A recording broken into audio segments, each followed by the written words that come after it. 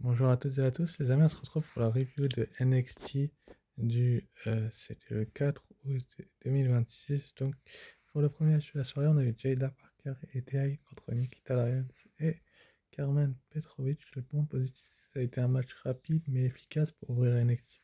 Jada Parker continue de montrer qu'elle possède un vrai potentiel, elle gagne en confiance et son style agressif commence à lui donner une identité propre. Tail apporte toujours beaucoup d'énergie avec son intensité et son côté imprévisible. L'association Parker et Hill fonctionne bien car les deux ont des personnalités différentes mais une vraie complémentarité. La victoire permet aussi de faire avancer l'histoire autour du groupe de Nati et de créer une nouvelle rivalité dans la division féminine. C'est vrai que c'est hyper intéressant, même si le point négatif, ça reste que le principal défaut, évidemment, la durée. Avec seulement 4 minutes, les 4 catcheuses n'ont pas vraiment eu le temps de montrer tout ce qu'elles peuvent faire. Nikita Lyons et Carmen Petkovic auraient aussi mérité davantage d'exposition avant de subir la défaite. Le point neutre, c'est que l'attaque après le match est surtout là pour préparer la suite et donner une direction aux prochaines semaines. Mon avis, c'est que c'est un match d'ouverture correct, mais trop court pour vraiment marquer. Le plus important était de lancer les histoires. Et c'est vrai que c'est dommage qu'ils auraient pu lancer les histoires autrement et nous divertir autrement. Mais bon, c'est comme ça, c'est une très belle victoire pour euh, Jada Parker et Thaïd. Mais pour moi, il y a un mais, c'est que, mais un coup de pas, c'est que la WWE doit faire beaucoup mieux, excusez-moi l'expression, mais des fois c'est un peu n'importe quoi qu'ils font, mais franchement, c'est hyper intéressant de voir ce match en équipe qui a montré tout le potentiel qu'a la WWE. En tout cas, moi j'apprécie et je suis quand même assez heureux que cette semaine marathon se rapproche de la fin sur les niveaux des choses catch. Il reste SmackDown ce soir et après on pourra se reposer un petit peu. Il y aura le prochain Raw, enfin bref. Mais c'était une très très belle victoire quand même pour Jada Parker et Thea Hill, surtout Carmen Petrovic et puis Kita Lyons. C'est un petit peu les valets de Nati et qui a eu des coups accidentels et que ça peut promettre par la suite des choses hyper intéressantes. Enfin bref, passons à la suite, le segment de Tony D'Angelo, Grayson Waller et Cruz Montana. Un excellent segment au micro avec trois personnalités très différentes. Tony D'Angelo qui continue de bien jouer son rôle de champion, il représente l'ancien NXT et veut montrer qu'il mérite sa place au sommet. Grayson Waller est parfait dans son rôle d'opportuniste arrogant, il rappelle pourquoi il est un personnage qui fonctionne, il cherche constamment l'attention et pense être la plus grande star du show. Et Cross Montana apporte une vraie motivation avec son histoire personnelle. Il ne se présente pas simplement comme un challenger, mais comme quelqu'un qui veut prouver qu'il appartient à cette place. L'annonce d'un match pour devenir aspirant est une bonne décision pour donner un enjeu clair du côté de la WWE, même si le point négatif c'est que le segment est un peu long et aurait pu être légèrement raccourci pour garder encore plus de rythme. Le point neutre c'est que la rivalité est encore en construction, mais les trois hommes ont suffisamment de personnalité pour porter cette histoire. Mon avis, c'est que c'est un des meilleurs moments du show. Très bon travail au micro et pas que d'ailleurs. On a eu vraiment trois personnalités qui se cherchaient, qui avaient vraiment besoin d'avoir des arguments et de se retrouver à certains moments. Donc c'était quand même intéressant de le trouver ainsi. Mais peut-être que la toujours aurait pu faire autrement aussi. En tout cas, c'est hyper intéressant de voir une double se construire comme ça. Même si, voilà, quoi, je pense qu'il y a des choses à améliorer, surtout dans le personnage arrogant de Grayson Waller. Je pense qu'il peut aller encore plus loin dans ses propos, même s'il va quand même assez loin. Et franchement, rien que dans son suite à capuche, ça va loin. Mais bon, Chris Montana vient d'arriver et ils veulent peut-être pas le mettre en difficulté aussi rapidement. Mais franchement, j'apprécie la façon dont parlent les trois protagonistes. C'est vrai qu'il aurait pu être raccourci pour garder du rythme, mais si tu le gardes bien, tu gardes le rythme, bah, le travail au micro il paye et c'est comme ça. Enfin bref, on passe au prochain match pour le titre Speed entre Brent Sinclair et Zarya. Donc un affrontement intéressant grâce au contraste entre les deux styles. Brent Sinclair représente la vitesse et la technique alors que Zarya est présenté comme une force dominante.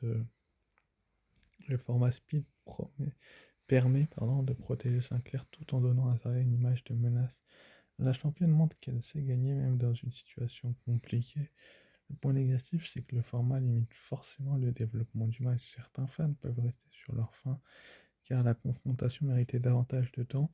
Le point neutre, c'est l'attaque de Zarya après le match montre que cette histoire n'est pas terminée. À mon avis, un bon segment de championnat speed qui sert surtout à construire la revanche qui aura lieu au prochain NXT. Bien évidemment, mais c'est hyper intéressant. Personnellement, j'aime et j'apprécie l'idée de mettre ces deux lutteuses en avant, surtout que Brian Sinclair, elle est là depuis un petit moment, elle a le speed depuis un petit moment et c'est bien intéressant de le laisser et de ne pas la faire perdre tout de suite. Pour ce qui est de la note de ce match-là, j'ai mis la note de 3,5 sur 5 parce que forcément qu'il y a des choses à améliorer, mais encore une fois, je pense que la WWE avait besoin d'améliorer ces choses-là. Si ce n'est ne pas les améliorer, ça serait de vous mentir. Je pense que c'est une très bonne chose que le réussisse un type de scénario comme ça. Donc c'est à voir maintenant comment ils vont faire pour nous mener en bateau et c'est hyper intéressant de voir comment la WWE va nous montrer, nous marquer pour les prochaines semaines, pour les prochains affrontements entre les deux, parce que c'est pas le premier. Il y en aura un second la semaine prochaine, mais je reviendrai en fin de vidéo. Mais bon, c'est comme ça, c'est la WWE, ils cherchent toujours à trouver des solutions et c'est la meilleure chose à faire et c'est hyper intéressant. Enfin bref, j'ai vraiment hâte de voir la suite du côté de la WWE et si et une suite, comment ils vont la mener parce que franchement, Zarya a quand même eu la majeure partie du match le dessus et c'est bien dommageable que de mettre le dessus sur la championne d'Amérique du Nord contre la championne Speed.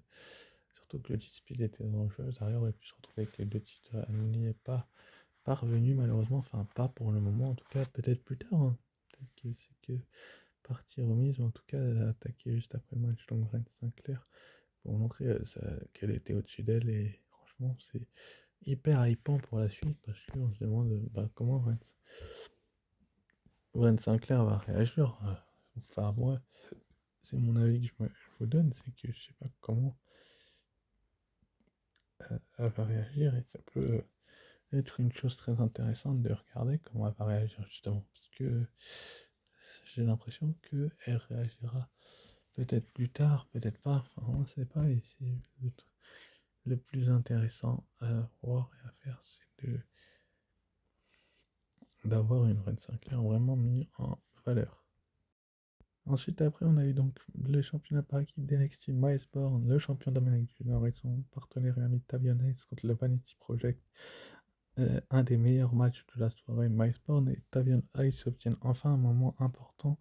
Leur victoire ressemble à une vraie récompense après leur progression à NXT à tous les deux, et pas seulement à Miles Borne. Le match raconte une bonne histoire Vanity Project, utilise ses méthodes habituelles avec les distractions, mais des nouveaux champions montrent qui sont capables de gagner grâce à leur travail d'équipe. La victoire de Bourne et Heights donne une nouvelle énergie à la division par équipe. Bond continue son évolution et Heights obtient enfin une grande reconnaissance. Malheureusement, le point négatif, c'est que la fin du règne du Vanity Project arrive peut-être un peu rapidement. Leur personnage pouvait encore donner de bonnes rivalités. Le point là, c'est que ce changement ouvre beaucoup de possibilités pour la suite avec de nouveaux challengers potentiels. À mon avis, c'était une très bonne décision de booking et un changement de titre réussi pour moi. Mais bon, la durée du match laisse à désirer. Moi, j'aurais fait durer le match un petit peu plus longtemps. J'ai pas exactement le temps qu'il a duré. Mais bon, 4,25 sur 5 pour cette rencontre. C'est vraiment intéressant de voir comment Miceborn était mis en difficulté. Tavion Heights et Miceborn étaient mis en difficulté. Surtout Miceborn, finalement, Tavion Heights a repris la main et est parvenu à enfin récupérer ses titres par équipe parce que c'était peut-être ce qu'il y avait de mieux à faire aussi que de changer de champion par équipe du côté d'NXT. Peut-être que le Vanity Project aura une revanche par la suite et récupérera le titre. En tout cas, c'est intéressant de voir les deux copains champions par équipe ensemble parce que je pense que c'est ce qu'il fallait faire en fait. Il fallait pas s'éterniser non plus autour du Vanity Project, même si c'est arrivé un peu rapidement la perte des titres étant donné qu'ils les ont gardés un moment quand même, mais peut-être qu'ils ont bien fait en fait de leur retirer ces titres parce que tout simplement le Vanity Project, ils ont gardé les titres à un moment d'ailleurs. Je suis en train d'essayer de retrouver l'info, mais ça avait vraiment duré un moment quand même, Vanity Project champion par équipe, mais c'est une bonne chose qu'ils les perdent, quoi. C'est ça, 164 jours qu'ils ont gardé les titres, donc c'était quand même un long règne et c'est dommage qu'ils les auraient pas gardés 200 jours non plus, mais c'est une bonne chose que MySpawn et Tavian Ice soient une déception pour leurs fans. Donc maintenant, ça reste à voir ce qu'ils vont faire par la suite. Ensuite, après, on a eu les matchs entre Keanu Carver et Ike Professor. C'était un match intéressant qui avait surtout pour objectif de mettre Keanu Carver en avant. Depuis quelques temps, NXT cherche à construire de nouveaux profils puissants capables de devenir des menaces crédibles et Carver correspond parfaitement à cette direction. Sa puissance physique, son agressivité, son style basé sur l'impact ressort bien pendant la rencontre et Ike Professor joue parfaitement son rôle d'outsider. Il apporte de la vitesse, de la technique et plusieurs moments il semble capable de créer la surprise. Son travail permet au match de ne pas être seulement basé sur la domination de Carver. La victoire de Carver est logique car il continue de construire son personnage, gagne un match difficile sans forcément écraser son adversaire, ce qui est positif pour son évolution. NXT peut maintenant lui donner des adversaires plus importants pour tester son niveau. Les points négatifs, c'est que le principal problème reste le manque d'enjeu. Même avec une bonne durée, le match manque d'une vraie histoire derrière lui. Sans rivalité ou objet précis, il est difficile pour le public de s'investir totalement. La fin, par contre, rapide, peut aussi sembler un peu faible après un affrontement aussi long. Une victoire plus dominante ou une prise signature aurait davantage marqué les esprits. Le point 9. Ce match ressemble surtout à une étape de construction pour Keanu Carver, la sans vouloir prendre son temps avec lui avant de le placer dans une histoire plus importante.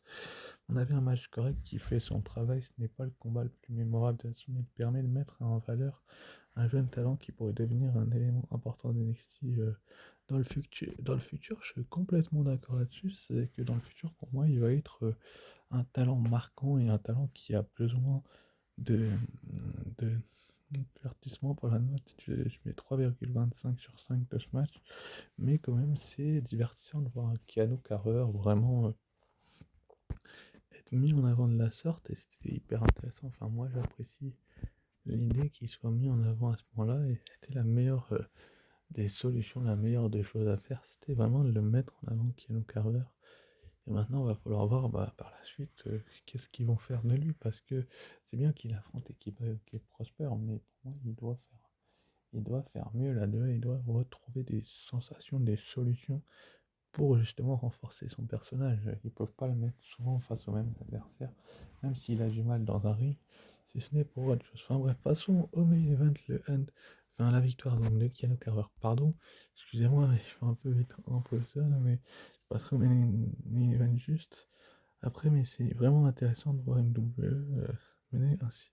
Donc passons maintenant au main event, le Underground match pour la NXT Women's Championship entre Kendall Gray, la championne, et Lola Vice, note 4,5 sur 5. Le meilleur match de soirée et une excellente façon de terminer. Le choix du format underground est parfaitement adapté à Lola Vice, qui peut utiliser son style de combattante pour rendre chaque échange plus intense et crédible. Dès le début, on sent une vraie différence entre les deux championnes. Lola Vice cherche à imposer son combat basé sur la violence et les techniques de combat, alors que Kendall Gray montre qu'elle possède une grande résistance et une vraie capacité d'adaptation. Gray réalise une très bonne performance, elle prouve qu'elle n'est pas seulement une championne technique, mais une catcheuse capable d'aller dans un environnement plus difficile.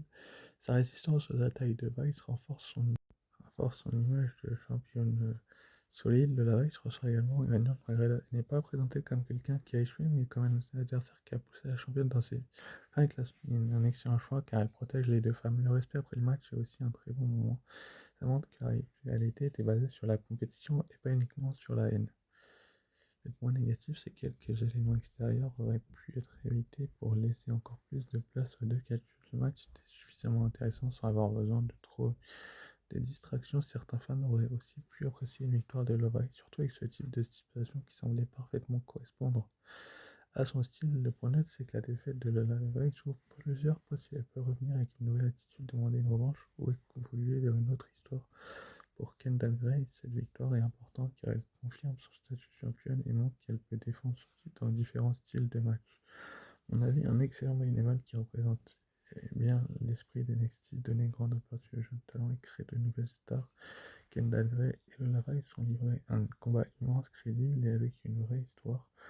Note finale 4,5 sur 5, très très bon NXT en la manière et en besogne. Franchement, j'ai apprécié comment ils nous ont baratiné un tel show, un tel scénario. Et franchement, bah, j'ai hâte de voir la suite. Enfin, personnellement, c'est que mon avis, j'ai hâte de voir la suite. Et c'était un très très bon NXT. Il a une bonne note, je pense. La finale 4 sur 5 et franchement un très bon épisode de NXT. Je prépare bien l'avenir avec de nouveaux champions. Et une on finit toujours sur le de faire de NXT un vrai laboratoire de futurs grands talents. Et c'est vrai, c'est bien vu de la part de la WWE de faire ça. En tout cas, elle a abandonné sur la soumission de Kendall Gray qui s'est éclaté l'oreille contre les escaliers. Franchement, bah, c'était la meilleure move à faire. Bah, moi, j'ai apprécié personnellement. C'est que mon point de vue de voir un tel scénario. On a les points forts avec l'enseignement de Tony D'Angelo, Grayson Waller et, comment il s'appelle, Cruz Montana. On a les nouveaux rings de Miles Brown, Taviana, de Trevor Underwood, une bonne autre chose de prévu de côté du NXT ou pas, on verra. Peut-être que ça sera autre chose ailleurs, on verra bien. Enfin, je vais pas vous spoiler tant que je n'aurai pas l'information, mais en tout cas, c'est super. En tout cas, donc je vais vous annoncer le programme de SmackDown. Donc on aura un segment de Randy Orton qui va s'adresser à The American Nightmare Cody Rhodes ce soir du côté de SmackDown. Donc on va bien voir comment ça va se dérouler. Est-ce que Cody Rhodes peut se venger de Randy Orton ou est-ce que ça va nous mener? Ça va être intéressant de voir ça parce que je pense que la WWE en a marre. Kevin Owens et CM Punk, donc le nouveau challenger numéro 1, titre indisputé de CM Punk, Kevin Owens sera présent et on aura également un segment entre les deux hommes à voir vers où ça va nous mener par la suite parce que je pense que la WWE c'est très très bien ce qu'elle fait également. Également, on aura la nouvelle championne de la WWE, Chelsea Green, qui va avoir un segment championne par intérim pour le moment. Chelsea Green, je dis pour le moment parce que ça va peut-être changer. J'y reviendrai un petit peu plus tard. Chelsea Green qui va s'exprimer, qui va être la première à oser la défier. Et on aura également donc Charlotte Flair, la reine face à Jade Cargill, la star. Ça va être une sacrée belle opportunité, une sacrée belle affiche entre ces deux-là. Que ce soit Charlotte ou Jade, c'est deux catcheuses hors du commun pour être potentiel et on verra bien ce qui va se passer. Et donc, annoncé pour le prochain NXT, donc number one contender match pour le titre NXT, le gagnant affrontera Tony D'Angelo et Dave Cruz Montana face à Grayson. Ou alors, faites déjà vos pronostics. On aura également donc pour le titre nord-américain, je vous en parlais tout à l'heure, féminin, Brent Sinclair qui va avoir l'opportunité de détrôner Zarya. Est-ce qu'elle va y parvenir, la championne Speed? On verra bien, ça peut être une opportunité intéressante. On aura également Lizzie Rain et Sean Spears contre Nick Owens et Easy Dame du Killing. Donc ça va être hyper intéressant de voir comment ça va se mener dans les prochaines semaines, etc. Et enfin, on aura Lucien WWE face à Lexis King, le champion Speed. Est-ce que Lucien de la WWE va réussir à remporter ce match? On verra bien ce qui va se passer dans ce match-là. Et également, donc, pour le prochain rendez-vous des pay-per-view sera NXT Heatwave le 30 août prochain. N'hésitez pas à liker, commenter, partager et vous abonner si ce n'est pas déjà fait. Sur ce, je vous dis ciao, bye et à très vite pour une nouvelle vidéo. Ciao, bye.